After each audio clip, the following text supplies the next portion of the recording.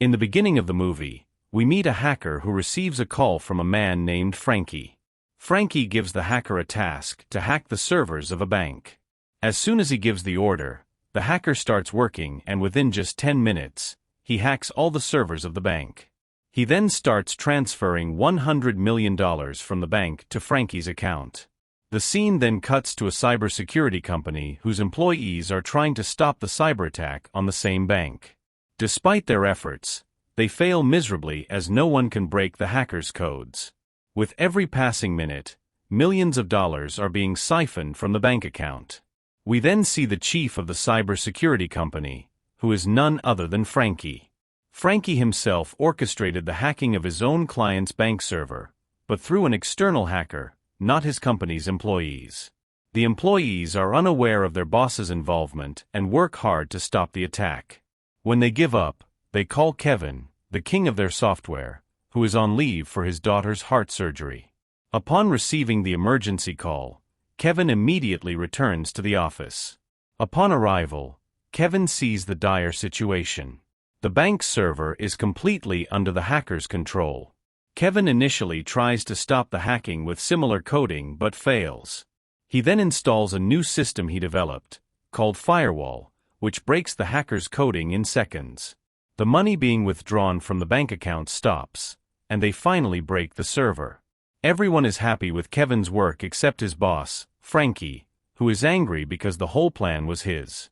Frankie scolds Kevin, asking why he installed the new system in their server and who would be responsible if there were any other problems.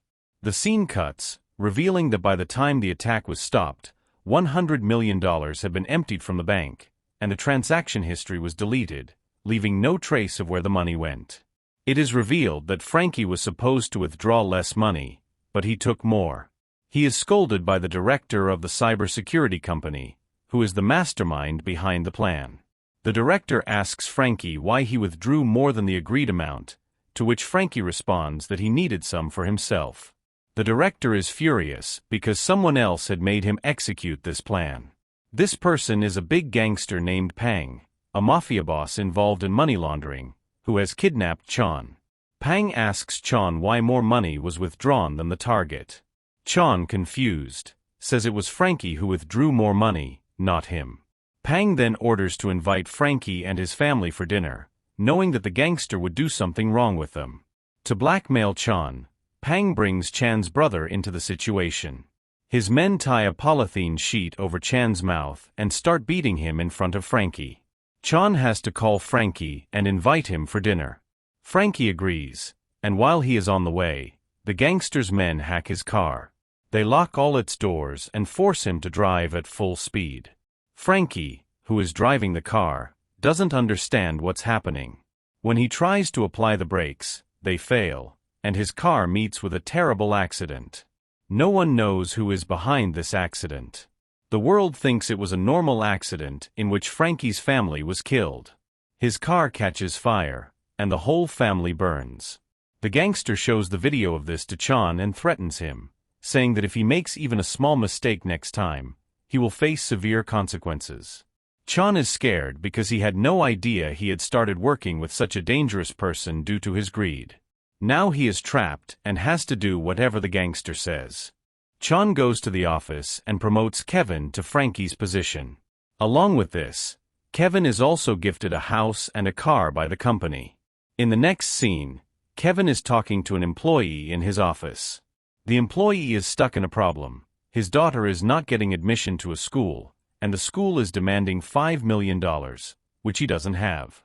He thinks about hacking the school server to put his daughter's name on the admission list, but realizes it's illegal and stops. Suddenly, he sees that $5 million have been deposited into his account. He is surprised to see that many other accounts also received large sums of money, and his daughter got admission to the school. He learns through a message that someone else has paid the donation fee.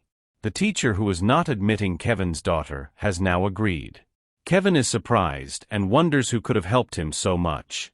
The next day, Cheang calls Kevin to meet at a secluded place outside the office. Kevin, being cautious, puts his phone on recording. Cheang tells Kevin the truth. He was the one who orchestrated the cyber attack on the bank. He says that the money in Kevin's account was sent by him, and because of him, Kevin's daughter got admission to the school. Cheang offers Kevin double the amount of money currently in his account if he supports them. However, Kevin, being an honest man, rejects the offer and threatens to tell the police everything about Cheang. Cheang, suspecting that Kevin might have a recorder, immediately takes out Kevin's mobile and throws it away, destroying all the evidence. Cheang then says, "What do you think? We don't know anything about you. We know what you were before. You have even gone to jail for a little money." Kevin replies, "Yes, I did all that, but now I am not the same." Saying this, Kevin leaves. On his way, the police stop him. They take him to the station and start an investigation because they discovered a lot of transactions had taken place in his account the previous day. He asks Kevin, "Tell me who sent so much money to your account. Are you behind that cyber attack or not?" Kevin does not lie to the police and tells the truth. "Yes, money has been transferred to my account, but I am not behind this. I am being framed." However, the police do not believe him. Kevin then says, "I am innocent. I do not have proof right now, but if you give me a little time, I will show you the proof and help you resolve this case. I will find out who was behind this cyber attack." The police agree to his deal. Kevin starts his duty and begins collecting all the information about the previous cyber attack from his office. During this time, Cheang contacts the same hacker as before to carry out a new cyber attack, aiming to hack another bank and steal $2 million. Kevin, who is in the office, discovers that Cheang has hacked another bank and stolen $2 million. He informs the police about the attack and starts trying to stop it himself.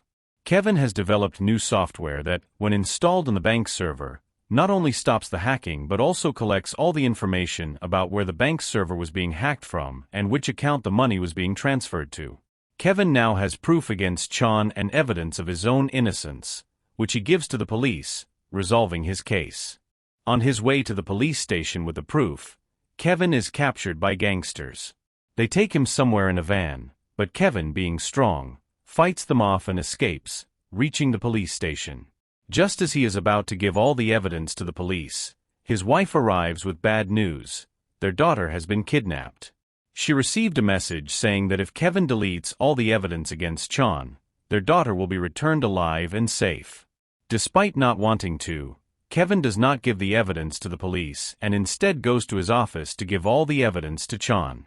Cheang then tells Kevin to restore the bank system to its original state so that he can complete his mission of withdrawing illegal money. Kevin starts working as instructed and during this time, finds out his daughter's location through hacking. He sends the location to his wife, who leaves to rescue their daughter. Their daughter is found in a trunk inside a strange storage area, in poor condition.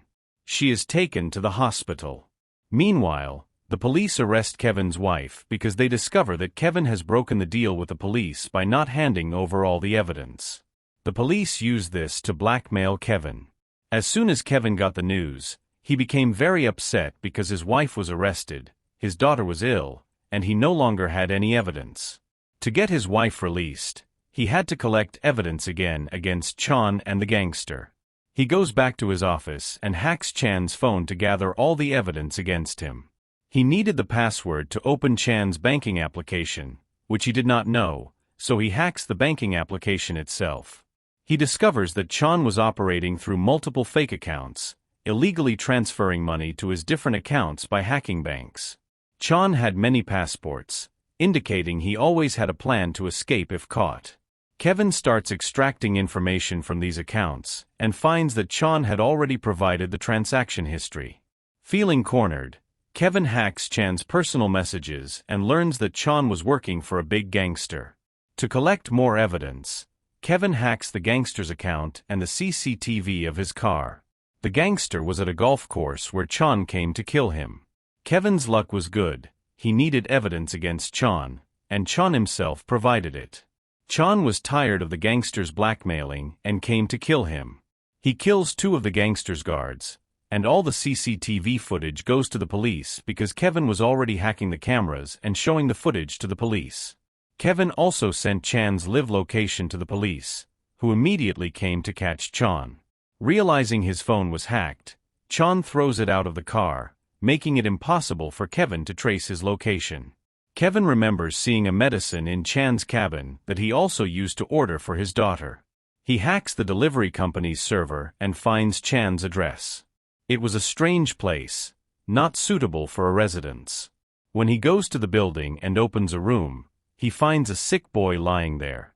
It was Chang's brother, whom the gangster had kidnapped to blackmail Cheang. Kevin immediately sends this location to the police.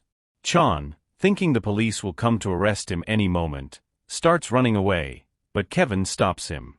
A scuffle ensues, and Cheang tries to shoot Kevin, but the bullet hits his brother instead. Before Cheang can shoot Kevin again, the police arrive and arrest Cheang. Because Kevin helped the police, all charges against him are dropped. He can now live a free life. The story ends with Kevin teaching coding to his daughter.